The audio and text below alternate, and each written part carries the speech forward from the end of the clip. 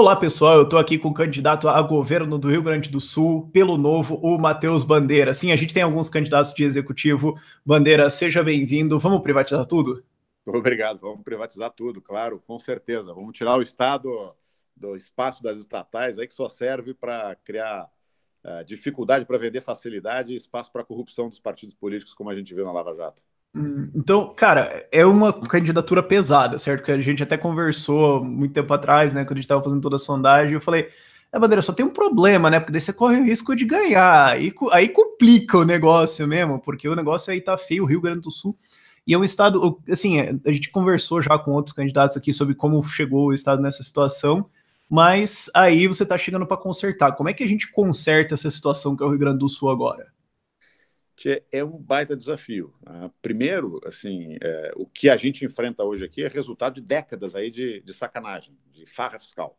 Né? Todos os governos gastaram mais do que arrecadaram, à exceção de um governo, que foi o governo que eu participei como um técnico, dirigi o Tesouro do Estado, fui secretário do Planejamento e Gestão por 3 anos. E nesses 3 anos, em 20 anos, em 2 décadas, foram os únicos 3 anos de contas no azul. Ou seja, os únicos 3 anos em que a gente gastou menos do que arrecadou. Então, eu tenho muito orgulho disso e tive protagonismo. Né? Eu costumo dizer, tenho falado nos debates, nas entrevistas, não é um marqueteiro que mandou eu falar, eu não li num livro, eu não aprendi como faz lendo, eu arregacei a manga, trabalhei, tive protagonismo nisso, então eu sei fazer.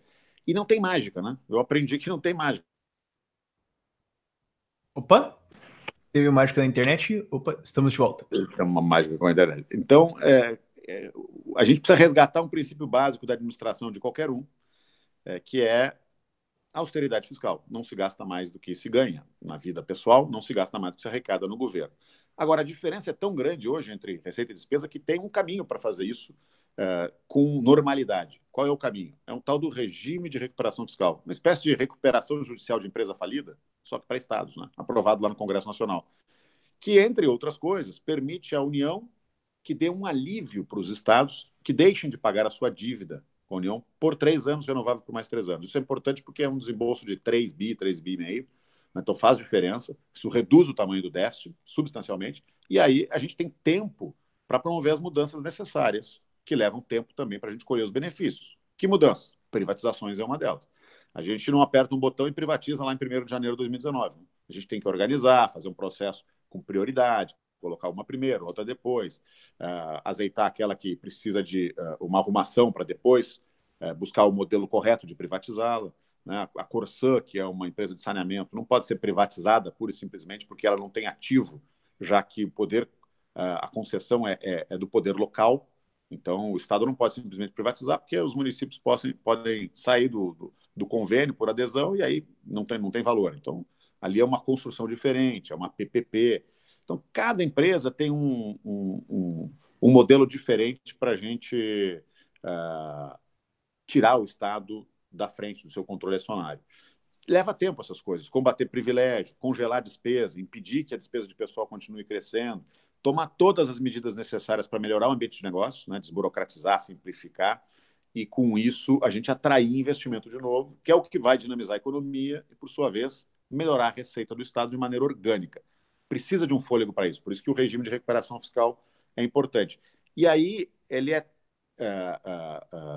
ajuda o Estado nesse esforço de privatizar, porque não é só mais uma questão de dizer conceitualmente, olha, vamos privatizar porque a empresa acaba sendo objeto de poder, de captura pelos partidos políticos, pelos sindicatos. É também porque a gente precisa privatizar, senão a União não nos dá a adesão ao regime de recuperação fiscal. Essas coisas têm que ser feitas no tempo. O mais importante é a gente fazer a campanha falando sistematicamente a verdade, dizendo nós vamos privatizar sim, porque daí, ao conquistar a maioria dos votos, a gente ganha legitimidade para fazer, e aí, com isso, está dado, né, o espaço para o Estado trabalhar na Assembleia Legislativa, que historicamente tem se mostrado contra, sempre favorecendo os grupos de pressão, ao invés de favorecer o interesse maior da sociedade. Uhum. E isso aí a gente está falando da situação fiscal, né? Você falou que Isso. o pagamento de juros são os 3 bi agora. Qual que é o déficit do Rio Grande do Sul? Só para a gente ter alguma noção, assim. Dados oficiais projetados para 2019 a 2022 pela Secretaria da Fazenda, então não é dado meu, não é nada. Num cenário realista, né, sem nenhuma mudança, voltando a pagar a dívida e sem a manutenção das alíquotas de ICMS que foram majoradas, Neste cenário, 28 bilhões de reais nos 4 anos, ou seja, 7 bi por ano, em média. Uhum. Isso significa mais de 3 folhas de salários, ou seja, o caos, né? Qual é o Estado que vai conseguir virar o ano sem pagar 3 meses de salário? E depois, no próximo ano, mais 3 meses? Não tem. Então, eu costumo dizer que o ajuste será feito. Ele será feito com dor ou sem dor, né? Com trauma ou sem trauma. Então, se for com trauma, aí vira o caos, não é mais crise fiscal, é o caos social. E aí vai ter que ser feito o ajuste, mais ou menos como a Grécia fez, cortando linearmente salários, com outras medidas mais duras. O Rio Grande do Sul está muito próximo de se tornar uma Grécia sem a União Europeia para nos ajudar. E sem euro, né? Quando você fala E em sem euro, pelo euro. menos tem Sem uma euro. coisa, né? Aqui a gente Mas, tem os pilas, né? A gente tem os pilas, né? Que é o real não, gaúcho. é verdade. Mas eu acho que é importante estressar isso, né? Porque eu acho que agora muito brasileiro acorda para essa realidade assim, olha, uma hora vai ter que ter um ajuste, certo? É a mesma coisa com a Previdência Federal, certo? Você pode ajustar agora, ou você pode ajustar daqui 10 anos quando faliu. Você tem uma escolha, né? Você pode fazer uma coisa agora, ou você pode ser muito pior depois. E o Rio Grande do Sul tem aquela coisa, né? Se tivesse resolvido isso 10 anos atrás, se tivesse mantido o que você fez lá atrás também, não ia ter Exatamente. precisado, né? E eu acho que é legal também poder dizer isso, né? Olha, tem um monte de gente aqui falando que já vai resolver. Eu já resolvi, então assim, Eu né? já resolvi, estava lá. É E só esse ponto que tu refazer. levantaste é muito importante, porque a gente ou faz agora e restabelece logo de uma vez, por exemplo, a capacidade do Estado de colocar a segurança pública nas ruas, combater a criminalidade, né, de maneira rigorosa, ou a gente vai passar mais alguns anos até isso acontecer de maneira inexorável, só que até lá a segurança pública piorou, a saúde pública piorou e assim por diante. Né? Então a gente vai ter mais problema, e quem sofre mais são aqueles que mais dependem do Estado. Né? Hum. E aquela coisa também, né? Isso tudo no fim das contas vai dar em ICMS. Então isso aí pode dar em outro governador falar: ah, já subi meu ICMS, acho que sobe de novo, não tem problema. Vamos carcando esse troço aqui. Rio de Janeiro só acontece com o Rio de Janeiro. A gente sabe que isso nunca acontece com outras pessoas, né? Pode ir Exatamente. para essa fantasia legal. E a outra coisa também que você puxou agora foi segurança, né? Que é uma grande pauta agora, um grande problema. E o Rio Grande do Sul está numa situação meio complicada. Você estava falando, inclusive, que agora é bom que a gente tem campanha que pode falar de proposta, né? Não é que nem nas outras que a gente fala, não, então, digamos, né, que eu talvez queira fazer alguma coisa assim, pode ser interessante, mas como é que a gente resolve isso? Segurança pública realmente é a maior preocupação dos gaúchos hoje. É um caos aqui no Rio Grande do Sul. Porto Alegre, que é a capital, desde o ano passado passou a integrar a lista das 50 cidades mais violentas do mundo. Ela está na 39ª posição. Uma vergonha para nós. Né? E foi um dos estados onde mais cresceu a violência. Há 15 anos atrás, eu lembro que o Rio Grande do Sul tinha um índice de homicídios para cada 100 mil habitantes de 10, 12. Né? Próximo do que é São Paulo hoje. E hoje é 30, um pouquinho acima da média nacional. Então é um negócio terrível. As facções criminosas ganharam espaço, ganharam poder, o Estado se enfraqueceu, elas expandiram seus negócios, acharam novas fontes de financiamento, e aí o Estado tem responsabilidade nisso, depois eu posso contar um pouco sobre isso, hoje a principal fonte de financiamento do crime organizado não é mais o tráfico de drogas, é o contrabando de cigarros.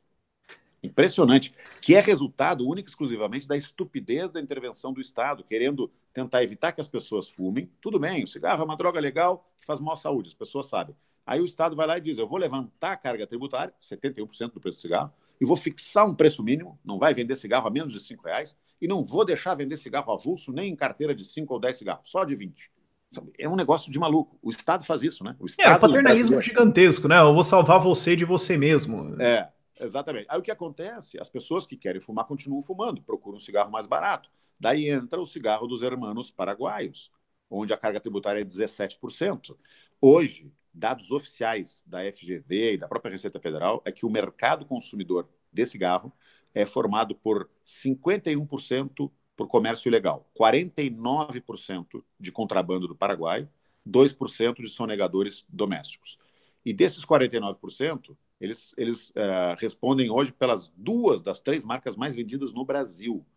E tem, por sua vez, 2,5 vezes ou 3 vezes mais concentração de chumbo. Então, ainda faz mais mal à saúde, destrói 30 mil empregos formais, né?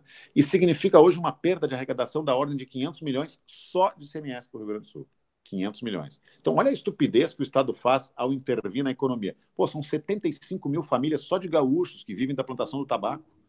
Né? Isto e tem renda, geram renda no conjunto de 3 bilhões de reais, um pouco mais do que isso, em 238 municípios, é pequeno agricultor, sabe? 2,8 hectares de área de produção média. E, Nossa, porra, a gente 2,8 hectares? nada. E a gente está financiando o quê? O tráfico, o crime organizado, está colocando dinheiro na mão das facções. Bom, como é que a gente enfrenta isso? Para combater, eu sou adepto, Rafael, da visão econômica do crime. Né? As pessoas são racionais e agem por incentivos. Se não tem incentivos negativos, elas vão lá e cometem crime. Então, tem 3 formas de o Estado intervir para combater a criminalidade. Uma delas é o pilar policial, a outra é o pilar prisional e a outra é o pilar judicial. Tá? No pilar judicial, que é super importante, e que está na mão do Congresso e do Poder Judiciário, o Congresso que faz a lei, o Poder Judiciário que aplica, aí não está na mão do governador, mas ele tem um dever cívico, moral, de ele encabeçar, mobilizar as forças políticas do Estado e de outros estados, se for o caso, para pressionar no Congresso Nacional pela aprovação de leis mais duras, de uma lei penal mais dura, né, que reduz os mecanismos de abrandamento de pena. Porque não é possível, o sujeito mata alguém, é condenado a 12 anos, passa 2 anos na cadeia e sai, no semiaberto. Não é possível um negócio desse. Ou o policial vai lá, prende o bandido, o Poder Judiciário solta porque a cadeia está lotada. Daí ele prende Opa, prenderam a internet de novo aí. de novo. Pelo Opa. menos o crime é muito difícil. Ainda que não esteja na mão do governo, a gente precisa atuar sobre isso, sobre o pilar judicial, para ter leis mais duras. Aí nos outros 2 que estão na mão do Estado, um é para ações de curto prazo e médio também, e o outro ações de médio e longo prazo. Policial. A única ação de curto prazo possível para combater o crime é repressão, aumentar efetivo, colocar a polícia na rua, equipar a polícia, comprar armamento, comprar veículo, né, investir em treinamento, investir em gestão, investir em tecnologia. E aí, para isso, para um Estado quebrado, segurança pública não pode esperar que a gente coloque as contas em dia daqui a 4 anos. Na segurança pública, está falando da vida das pessoas, da defesa da vida, do patrimônio, né, da família. Então, a gente tem que atuar. Muito importante que tenha sido aprovado agora, e foi aprovado semana passada, uma lei de incentivo à segurança, que vai permitir que as empresas destinem até 5% do seu ICMS diretamente para a polícia. Então, isso vai nos permitir reequipar as polícias. Não só a polícia ostensiva, nossa brigada militar aqui, mas também a polícia judiciária e a polícia científica. Né? Porque para combater o crime comum, a polícia na rua serve, mas para combater o crime organizado, precisa ter inteligência, precisa ter a polícia científica para elucidar o crime, para identificar os culpados, para comprovar, né, quem cometeu o crime e poder ter prova, né, robusta que permita a condenação depois no âmbito judicial. Então, polícia, judiciária e científica são muito importantes, em especial para o crime organizado, por isso que aí são ações de médio prazo, a gente poder organizar uma força-tarefa permanente de todas as forças policiais que compartilhem dados, que investam em tecnologia, né, e que, pô, cansado de ver aqueles seriados americanos, CSI, essas coisas que os caras são, porra, top, né? Eles têm equipamento para identificar digital ou um vestígio de sangue, elucida um crime de 20 anos atrás. É um negócio espetacular. E não é fantasia, né? É realidade lá. Aqui a gente tem que investir. Se a gente não investir, a gente vai continuar com essa capacidade de elucidar crime de apenas 4, 5% de cada crime que é cometido. Significa que o cara comete 20 crimes e só vai ser pego uma vez. Né? Então, enfim. E aí tem o pilar judicial, prisional, que são ações de médio e longo prazo. A gente precisa construir presídio, porque apesar de ter cadeias lotadas, nós temos dezenas de milhares de mandados de prisão não cumpridos. E a gente precisa construir mais cadeias decentes, né? A gente precisa construir uma penitenciária, ao menos, dedicada ao regime disciplinar diferenciado, para a gente poder prender comandante de facção, né? Líder de facção tem que ficar isolado, longe dos demais criminosos, longe daqueles criminosos que cometeram pequenos crimes, né? e isolados, fora do mercado, sem poder controlar o crime de dentro da cadeia, como acontece hoje. E a gente quer retomar também a ideia de uma PPP, que lá no passado, quando eu estive no governo como secretário de Planejamento, nós idealizamos uma PPP inspirada nos modelos mais bem-sucedidos do mundo. Fomos conhecer lá no Reino Unido 3 cadeias regidas por PPP. Eu conhecia já uma Supermax americana. Fizemos um desenho bacana, onde tinha uma série de vantagens, de funcionalidades, como, por exemplo, a possibilidade de colocar os presos para trabalhar. E a gente trabalhar num conceito de cadeia sustentável, né, onde o preso trabalha e arca com o seu sustento. Senão, a sociedade é penalizada duas vezes, né? Pelo crime que ele cometeu e também porque tem que mantê-lo lá dentro. Então, tem que investir nesses três pilares. No curto prazo é repressão, aí depois é inteligência, construir presídio e melhorar a lei penal. Sem isso, a gente não melhora o combate à criminalidade. E o negócio que você falou do imposto de cigarro, revoga? Imposto de cigarro, a gente precisa trabalhar isso com muita racionalidade, né? Porque o que acontece?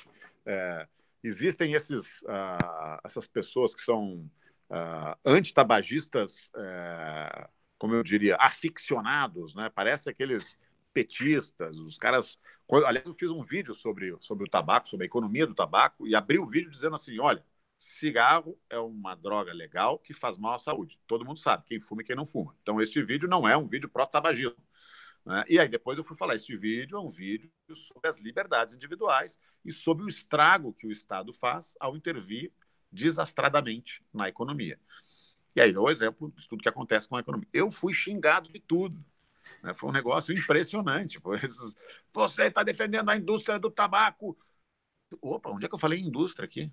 Eu falei do pequeno produtor de tabaco, da economia do tabaco. Então, porque uma indústria vai sair ganhando, ou a brasileira ou a paraguaia. Você bota imposto e fala, não, você está defendendo a indústria paraguaia. É isso. Alguém vai vender. Então, esse é um caso, sim, de tirar as amarras, né? De tirar a fixação de preço mínimo, de tirar a limitação de embalagem. Porque, por exemplo, existe uma demanda de outros países por carteiras de cigarro com embalagens de 40 cigarros, 50 cigarros, 5 cigarros, 10 cigarros. Agora, de que raios o Estado tem que se meter para definir qual é o tamanho da carteira de cigarro? Não tem o menor sentido isso, né? Ou fixar preço mínimo, né?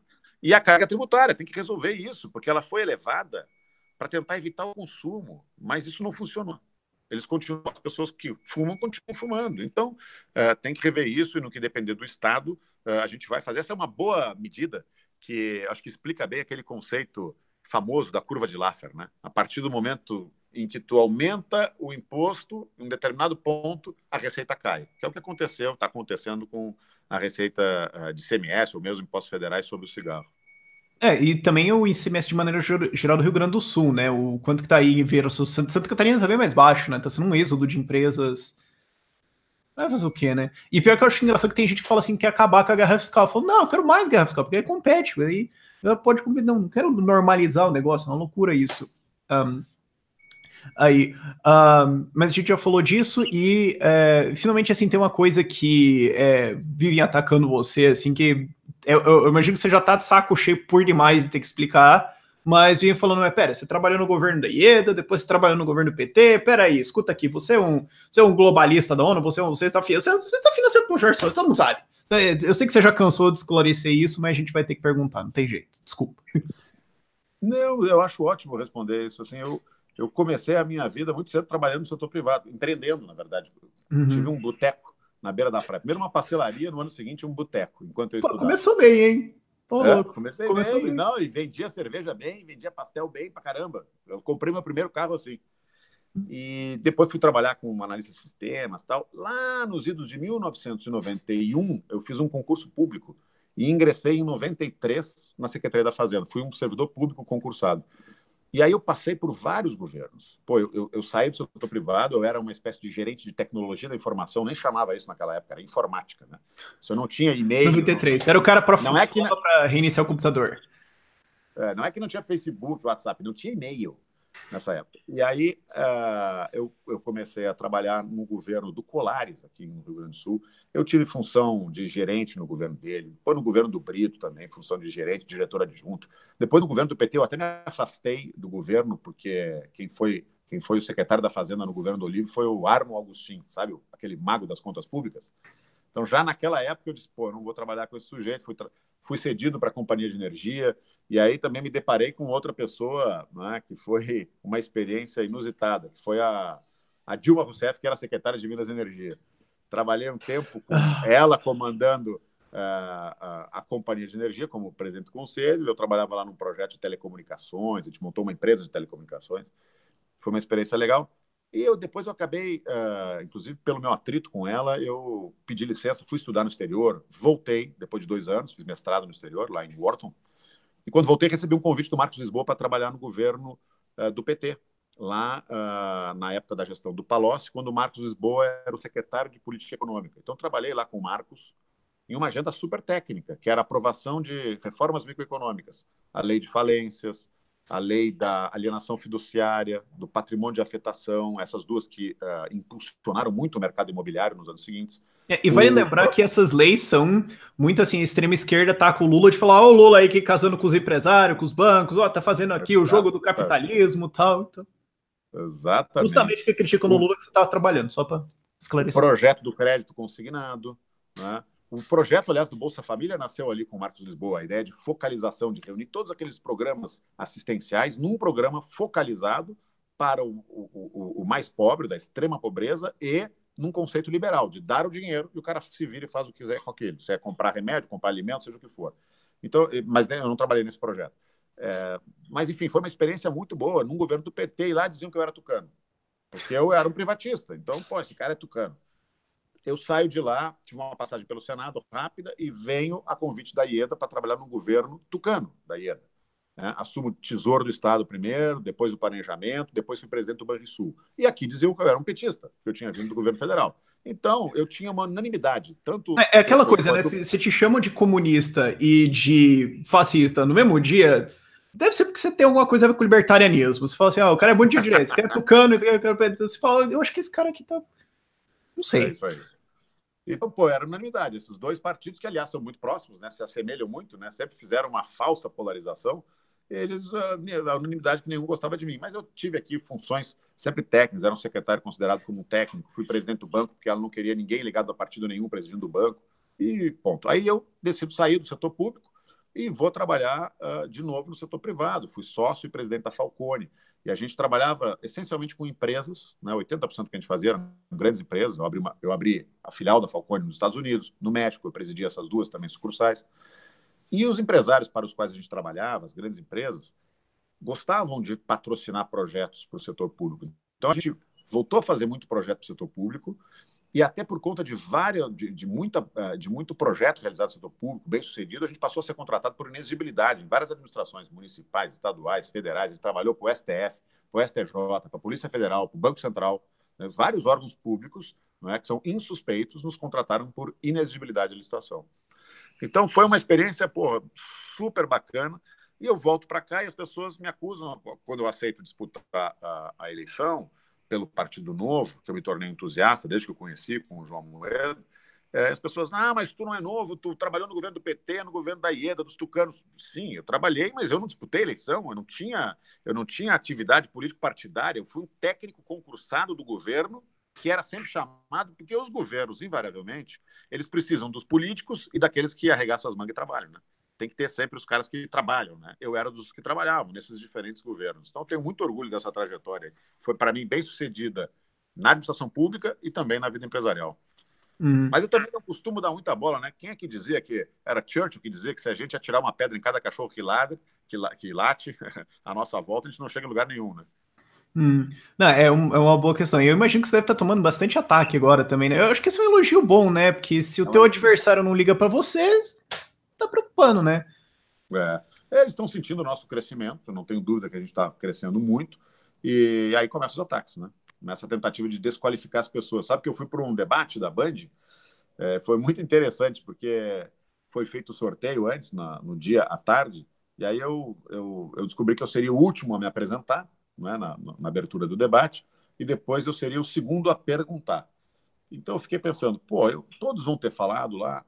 Eu imagino que a pessoa que está vendo o debate, como eu, quando vi o debate presidencial, quando o quarto fala, o cara já não está mais nem afim de ver, ele está afim de desligar a televisão. Então, eu vou contar para essas pessoas que tem um cara diferente ali. E depois que todo mundo se apresentou, eu disse, olha, vocês ouviram aqui 5 políticos profissionais dos partidos tradicionais, da velha política, dos velhos métodos, dos velhos conchavos, que quebraram o Brasil e o Rio Grande do Sul. Eu não sou político profissional, não quero fazer da política um meio de vida, né? Não estou aqui por falta de opção. Eu sou novo na política, mas com experiência, com preparo e tal. Então, eu já ganhei boa parte do eleitorado aí que depois me achou na rua e disse, eu vi lá a tua apresentação. E sabe o que eu fiz na minha primeira pergunta, Rafael? Eu levei uma carteira de trabalho para o debate. Né? Porque eu me dei conta que alguns que estavam ali disputando, são candidatos, nunca tiveram uma carteira de trabalho na vida. Nunca geraram uma carteira de trabalho na vida e nunca tiveram a sua própria. Então eu levei, puxei e mostrei aqui na televisão, olha, eu valorizo a ética do trabalho, quem tem uma carteira dessa, quem gera carteira como essas, porque quem gera riqueza no país, quem produz, quem trabalha tal. Né? É inadmissível, né, que uma pessoa que não tem uma passagem pelo setor privado, nunca criou um emprego e nunca trabalhou, que não seja com o nosso dinheiro, se propõe a governar o Estado. Né? Imagina o seguinte, né? Eu não daria uma empresa para esse cara administrar. Como é que vão dar o Estado, né? Então foi legal, eu tenho me divertido, né? Eu gosto de dizer que eu tô fazendo essas coisas e falando as verdades e me divirto com isso. Porque a gente tem que se divertir, porque esta política é um negócio tão chato e é um pântano, né? De gente tão chata, de gente desonesta, né? De gente maldosa, que só a gente fazendo, levando assim, na brincadeira um pouco também, mas é sério, né? Mas para poder fazer isso se divertindo, senão não aguenta. Uhum. Não, cara, e eu fico feliz que tem caras como você pra chegar lá e pôr os dois pés na porta mesmo. Se os caras não estão gostando, é porque tem alguma coisa certa pra caramba acontecendo. Eu fico feliz de ver isso. Quem quiser te ajudar, como é que faz? Pô, tem várias formas de ajudar. Eu coloquei um vídeo na minha página aí para voluntários que tem 1 hora por semana, 2 horas, se cadastra e tal. Dos 130 e poucos mil seguidores no Facebook, 30 mil pessoas se cadastraram no WhatsApp para receber os vídeos e quase 1.000 pessoas se cadastraram para ser voluntários. E agora a gente está pedindo também contribuições, micro doações. Né? Eu estou colocando o meu dinheiro na campanha, mas é importante receber micro doações também, porque doações das pessoas que, daquele valor que não vai mudar a sua vida, né? R$ 10, R$ 20, R$ 50, R$ 100, porque mostra que a candidatura, né, tem representatividade na sociedade, que outras pessoas acreditam nessas ideias, que estão colaborando. Porque a gente está fazendo isso só com doação de pessoa física, né? E trabalho voluntário também, daqueles que querem trabalhar, colocar a sua energia ali para divulgar as ideias, disseminar, falar com os amigos e tal. Isso é super importante. Então, quem tiver afim, quem achar que vale a pena botar R$ 20 nesse projeto, quer ter senso de pertencimento nesse desafio que a gente está construindo, pô, é super bem-vindo. Tá lá na minha página, tem as informações lá, Matheus Bandeira RS. Não, os links vão estar lá na descrição, ó, não se preocupa. E dia 9, 10 e 11 de setembro eu tô aí no Rio Grande do Sul também para ajudar os Pô, que deputados legal. aí, vai ser Que legal. legal. Que Ah, legal. Vamos mas encontrar então presencialmente. sim, sim, mas cara, desejo tudo de bom pra você aí, vamos ver como é que a coisa vai. É uma eleição bem louca, porque assim, toda coisa pode acontecer nessa eleição, né? Tá Sim, aberta, né? especialmente quando a gente não sabe mais o peso da TV, não sabe mais o peso da internet, então se é o ano pra ser doido é esse, e eu fico feliz que a gente tem um bom representante lá. Obrigado. Eu espero que a gente veja aquela história que é chamada de efeito capote, né? Começa devagarinho, cresce, cresce, cresce, depois, pum, vira. Uhum, espero que veja isso, cara, mas lembrem lá, Vamos lá. Matheus Bandeira, número 30, né? Número 30. Só 30, não tem mais nada, legal, não precisa ficar lembrando de um monte de coisa, mas eu acho que é por isso aí. Se quiser deixar alguma mensagem só para encerrar. A mensagem é que, pô, esta é uma oportunidade inédita que a gente tem no Brasil, pela primeira vez numa eleição, tem um partido que não usa dinheiro público, que não usa dinheiro de fundo partidário, fundo eleitoral, que só tem ficha limpa nos seus quadros, não é só candidato, não todo mundo, é só gente honesta. Então, a gente não fez conchavo com nenhum partido. Eu gosto de dizer assim, tem outras candidaturas que têm no seu amplo leque de apoio um saco de gatos, que vai da rede até aqueles partidos presididos por ex-presidiários. Né? Tem 2 partidos que são presididos por ex-presidiários. É um negócio meio É cômico. legal o cara falando, não, de crime eu entendo. Vamos lá, pera aí, eu vou falar de criminalidade, que é como que resolve. E não é crime de corrupção. Não é? Valdemar da Costa Neto, do PR, e do PTB, Roberto Jefferson. Né? Que agora foi denunciado hoje, inclusive, Foi de denunciado novo. de novo, né? De novo. Então é um negócio. A gente tem orgulho de fazer essa trajetória só ao lado de gente honesta e falando a verdade. Então, pô, é a primeira vez que a gente vai ter chance de votar assim, em candidatos ficha limpa, honestos, num partido que é um movimento, assim, uma expressão da indignação da sociedade. Né? Não foi formado como dissidência de outros partidos. São pessoas vindo de fora da política para dizer, opa, chega, vamos tomar o Brasil de volta para nós, né? Daqueles que nos roubaram. Então, que as pessoas não deixem de votar, né? Procurem nessa eleição, porque tem alternativa, tem gente que vale a pena votar. Finalmente, né? Mas, Bandeira, muito obrigado aí e espero Eu que te ver aí no Rio agradeço, Grande do Rafael. Sul. Tchau, Valeu, tchau, vamos se ver pessoal. assim. Obrigado, tchau, tchau.